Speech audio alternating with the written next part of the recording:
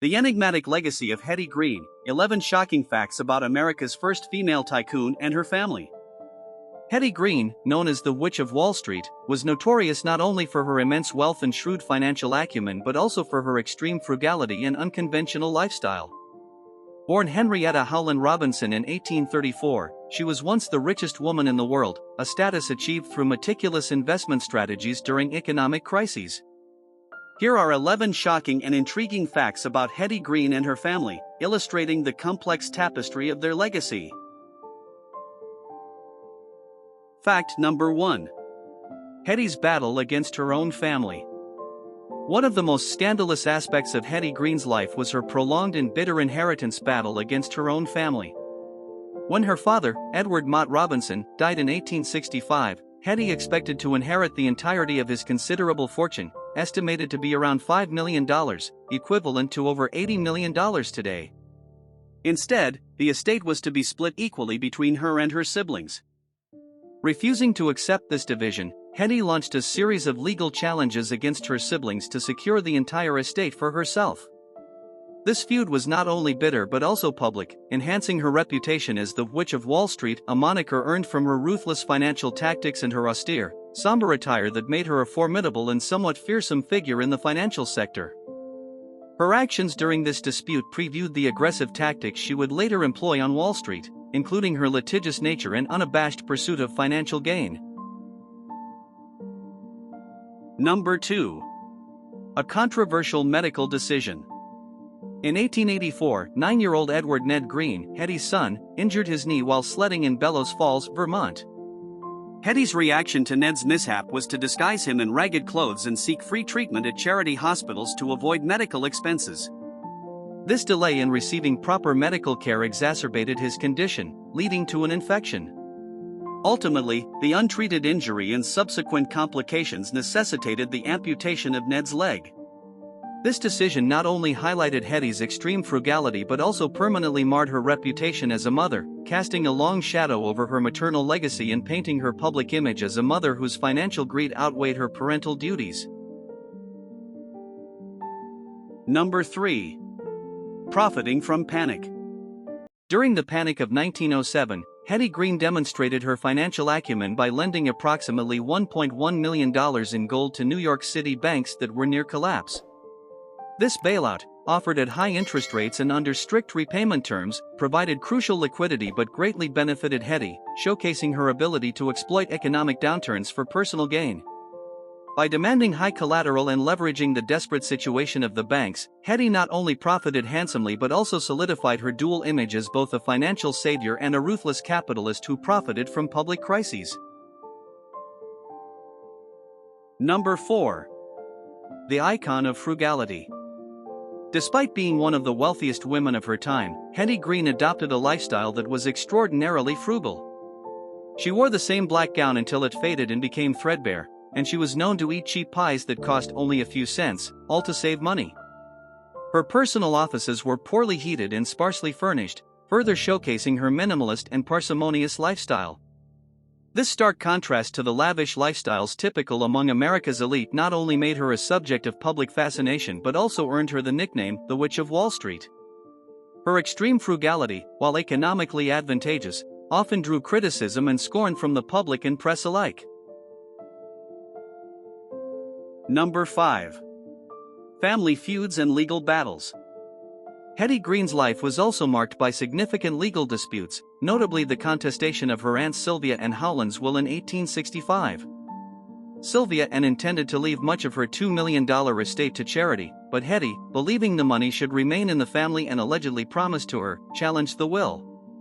This led to a notorious court case that included accusations of forgery and perjury. The dispute not only highlighted the internal conflicts within Hetty's family but also underscored her relentless pursuit of wealth accumulation, even at the expense of family ties and social decorum. Number 6. An unconventional union.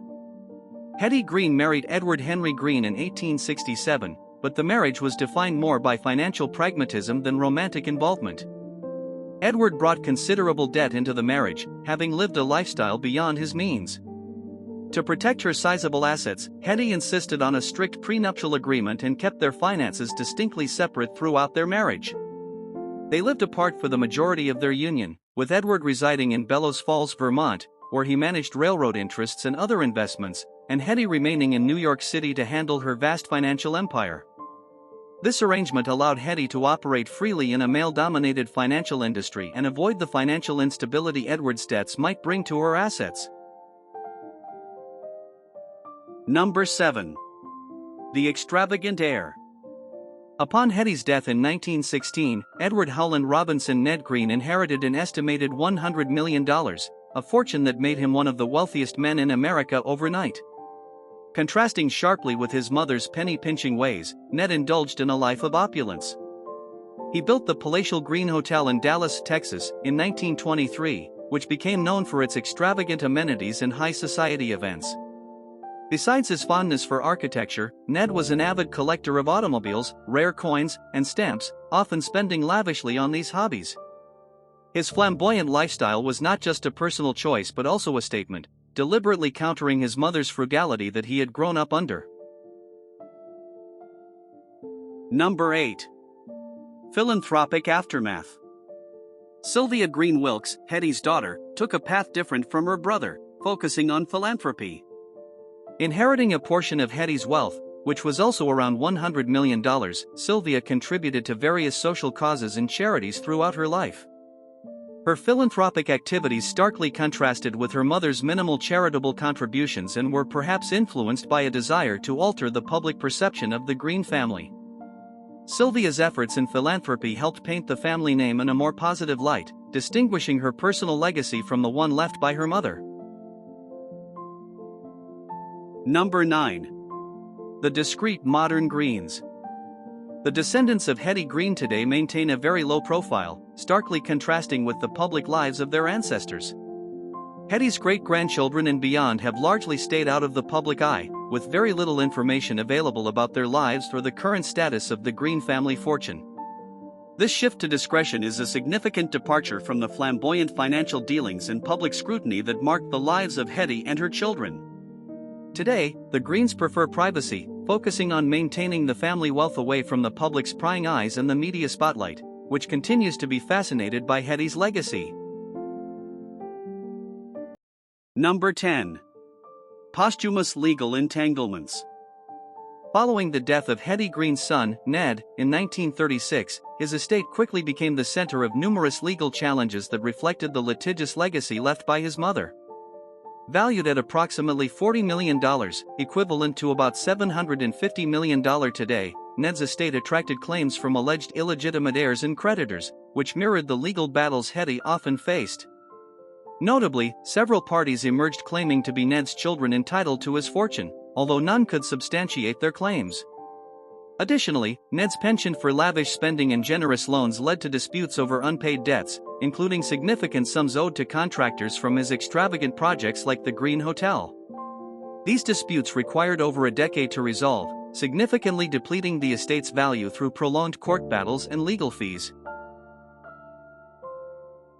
Number 11. A pioneering female financier. Hetty Green's role as a trailblazer in the finance industry, a sector overwhelmingly dominated by men during her time, remains one of her most significant legacies. Managing her family's and her own investments with exceptional skill, she was among the first women to assert herself in Wall Street successfully. Hetty specialized in real estate, railroads, and municipal bonds, often capitalizing on economic downturns to expand her portfolio. Despite her personal eccentricities and the public's focus on her frugality, her professional achievements as a financier paved the way for future generations of women in finance. Her strategic investments and the formidable presence she maintained in a male-dominated industry not only amassed her vast wealth but also demonstrated the potential of women to influence and shape the financial landscapes.